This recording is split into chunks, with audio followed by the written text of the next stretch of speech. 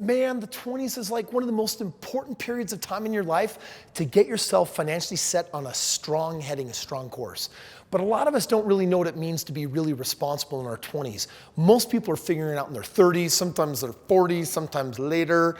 But there are some things that I believe you should be doing in your 20s. And in today's video, I'm gonna break it all down for you. A couple of them I think are gonna shock you. And if you do them, you can set yourself up for a super bright future. 'Cause we're gonna be legends. What we're doing here ain't just scary. It's about to be legendary. I'm telling you right now that if you've clicked on this video and you're watching it, it tells me so much about you that I really need to know, which is that you're serious about doing something extraordinary or different than you see a lot of other people doing. I'm gonna tell you right now that your 20s can be a period of time in your life where you financially figure out the game and actually allow yourself for the rest of your life to have the options and opportunities that you're probably searching for. For my own personal experience, I actually developed financial freedom when I was 26 years old. At the time, that meant I had a cute $12,000 a month residual income. I could quit my job, and all of a sudden I got all my time back. And I have to tell you, it is so cool to have that time freedom, because time freedom and money means I've been able to travel the world. I've been able to visit now over 40 countries to date. I've been able to drive pretty much any car I've ever wanted to. I've been able to live in gorgeous, beautiful homes. You know, bottom line is my kids need something, I can buy it for them. And I'm in a dreamer mindset now where if I dream it and think it, I can achieve it. So how I got there was being super serious in my 20s. I said, you know, I don't want to be serious in my 50s and 60s when it feels kind of too late and I'm panicking. Let's just get it out of the way now. So being financially responsible, today I want to share with you 3 things that you can do to increase your financial responsibility. These are things that I believe are going to help you do the right things in your 20s so that in your 30s and 40s, you can have everything that you want. First of all, we know what society's teaching us to do for the most part. And we know what your peers, your friends, we know what they're doing. It's like today people feel like they have more time than ever before to just figure it out. When instead, you can actually figure it out a lot sooner and pick up some huge benefit.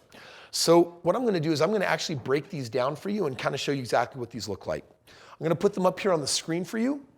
The first thing that I want you to know is that you have to decide what you want. Now, this is one of the hardest things for most people because they're just not sure. And sometimes we're waiting for it to just happen to us. But I'm telling you, don't do that. You know, I fell in love with the game of real estate, not so much because I loved real estate, but because real estate didn't care whether I was young. Real estate didn't care whether I was old. Real estate didn't care whether I was talented. It didn't care what degree I had. Like, there were no rules. So I got to, as a maverick, step in the game and say, I'm a real estate investor. And I was young, 22, didn't even know what I was doing, but I muddled through my first 25 properties to create that income. And it changed everything for me. By the way, in the description below, there's a free book, or it's popping up for you. I love giving that physical book away to everyone and anyone for free. When it comes in the mail to you, it's going to look like this. It's called The Straight Path to Real Estate Wealth. I ask that you just cover the shipping, and I'll send the book out to you, and it's a gift. This book has created millionaires, and you might be the very next one. You've got to decide what you wanted. Now, I'll tell you that for me, I decided that what I wanted was to make $10,000 a month. I basically said, my wife and I decided, if I had 10 grand a month, I don't have to work for somebody else. And that's the first thing that I wanted. I didn't want a house. I didn't want a Lamborghini. I wanted freedom. I just wanted to be able to do what I wanted to do with my life. That freedom just spoke so much to me. So what is it you want? And I want you to actually decide and put a dollar amount next to it. Now, if you're waiting to say, well, I want to make money with my passion, doing what I love, I'm like, shoot, you never know when that's going to manifest. So in the meantime, pick something stupid like real estate that doesn't care, or maybe you already know what it is, and that's fine. Once you've decided, the second thing I want you to do is I want you to pursue it with what's called daily max motivation. So this is your why, and then this is your why leading into action. I almost lost my life when I was 19 years old. I almost drowned in the ocean. And when I came out of that water, I decided that I was never going to take a day of my life for granted again. And since then, I haven't. And I think one of the reasons why I've achieved and accomplished so much, and now I have a lot of this free time and world travel and all these great things, is because I poured a daily maximum motivation into what I was doing. In other words, when I set a goal, I didn't like forget about it and then next week or a month later or 2 months later, like, when am I gonna work on that thing? No. You've got to obsess over the thing that you want and say, how do I make one step of progress today?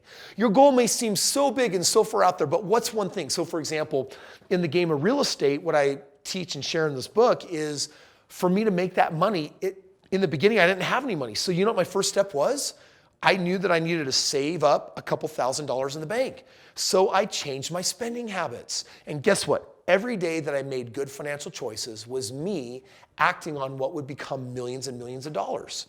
I remember that I got some education, like reading this book or getting a mentor or getting a real estate helpline, something that would actually start teaching me. And that was really a big game changer for me. By the way, if you haven't watched that video that I did with millions of views showing my 4 steps of how I became financially free, that's coming here at the end of the video. It'll be up here in the corner. Click on that. You'll want to actually check that out. So you pursue what you want with you know what it is, and then pursue it with the daily max motivation, which just says obsession. Now, I think obsession as a word has a negative connotation. I don't care. That is the right word for exactly what I mean, which is I want you to possess your mind on this and think about it nonstop. And then just say, what is one thing I can do today that will further my ambition? And do it. And once you've done that, then the third thing that I do, which I think is really key that I don't know if you're going to hear it many other places, is you have got to demand something. Do you know what I demand? I demand results.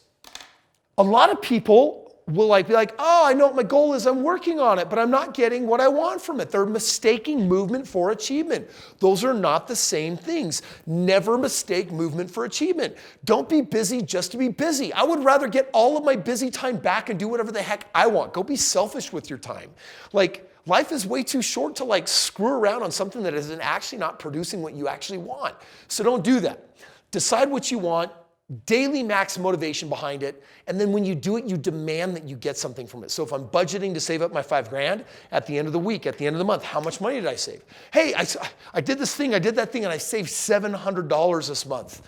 I did something, I took action, I'm demanding a result. Demand results in everything that you do. It is amazing to me how many people permit themselves to just do things to be busy, never get what they want, but waste the one commodity that we can't get back. Time. You can always make more money. You can't make more time other than choosing to be really healthy. So, for me, this is something I've been living and I'm still living it today. Listen, real estate has allowed me to go nuts on this. That's what I love, but your passion could likely be something really different. If you're looking for a path because you don't know what yours is, click the link below and get this. But more importantly, I want you to watch this video right now, join me there, check it out. And other than that, share this video with someone or at least like it. Help me smash the YouTube algorithm. Like that, hit that like button. It certainly helps YouTube know that I'm producing some value if I did for you today. Thank you for watching. I'll join you on the next video.